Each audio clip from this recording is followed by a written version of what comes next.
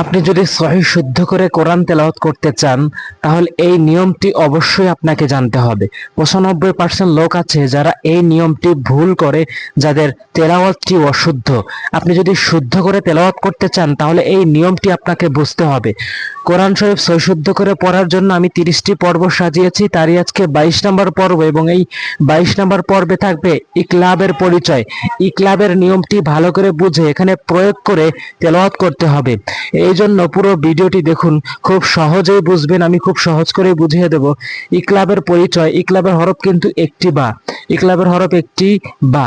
এই বা হরফটি যদি কখনো আপনি নুন সাকিন অথবা তানভিন, নুন সাকিন অথবা তানভিন, আশা করি দেখতে পাচ্ছেন এখানে নুন তার উপরে সাকিন, এখানে তানভিন। তানভিন বলতে দুই জবর দুই জের দুই পেশকে বোঝানো হয়।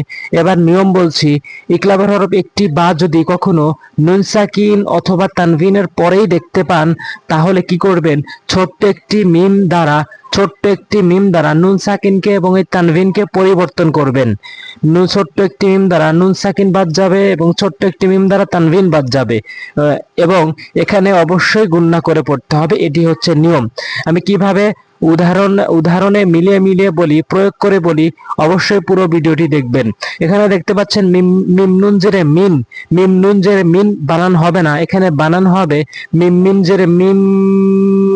এইভাবে মিম গুণনা করবেন, মিম দিয়ে মিমকে ধরবেন এবং গুণনা করবেন। মিম মিম জেরে মিম, বা আইন জবর বা, মিম বা, দাল জেরে দি, মিম বাদি। আশা করে বুঝতে পেরেছেন নিয়মটি তাহলে কোথায় প্রয়োগ হয়েছে। এই যে নুন সাকিন এবং তানভিন যেখানেই থাকবে, যদি এই নুন সাকিন এবং তানভিনের পরে যদি বা হরফটি আসে তাহলে ছোট্ট মিম দ্বারা নুন সাকিনকে এবং তানভিনকে পরিবর্তন করবেন, নুন সাকিনকে এবং তানভিনকে পরিবর্তন করে গুণনা করে পড়বেন। মিম বাদি। আশা করি বুঝতে পেরেছেন। পরের শব্দে বুঝি, মিম মিম জবর মাম। এখানে কিন্তু মিম অধিকাংশ লোক বলে মান বাখিলা, মান বাখিলা, অথচ নুনটা পরিবর্তন হয়ে যাবে মিমের মাধ্যমে এবং গুণনা করতে হবে। মিম মিম জবর মাম, বা জবর বা, খ জেরে খি, মাম বাখি, লাম জবর লা, মাম বাখিলা। এরপরে ফা জবর ফা, হামজা মিম জবর আম। অধিকাংশ লোক কি বলে, হামজা নুন জবর আন, আন কিন্তু হবে কি আম এবং গুণনা হবে আম, ফা আম। বা তা জবর বাত, নুন আলিফ জবর না, ফা আম বাত না।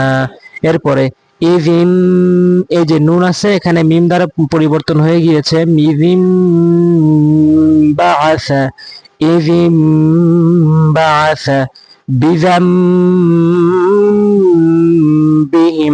এই জাল দিয়ে এখানে মিমকে ধরেছি, নুন পরিবর্তন হয়ে গিয়েছে, গুণনা করে পড়ছি। বিজাম্বিহিম ওয়ামা ইয়ামবাগি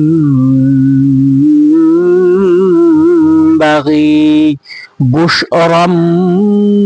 এখানে দেখুন এই দুই লাইন ছিল নুন সাকিনের উদাহরণ, এবং এই নিচের এক লাইন হচ্ছে তানভিনের উদাহরণ দিয়ে বলছে। তানভিনের পরে বা আসছে এবং ছোট্ট মিম দ্বারা তানভিনকে পরিবর্তন করে গুণনা করে পড়া লাগবে। এখানে বুশরাম, র আলিফ দুই জবর রন হয় কিন্তু বানান করলে, কিন্তু ছোট্ট মিম আসার কারণে রম, এবং গুণনা করবেন বুশরাম বাইনা সুম্মুম বুকমুন, সুম্মুম